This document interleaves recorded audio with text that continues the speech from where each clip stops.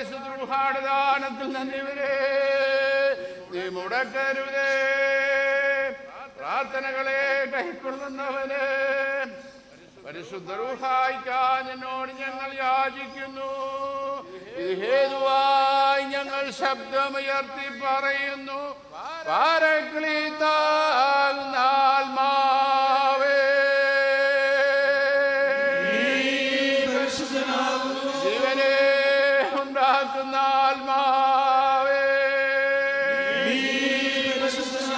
ഞങ്ങൾക്ക് നൽകപ്പെട്ടിരിക്കുന്ന ആത്മാവേ,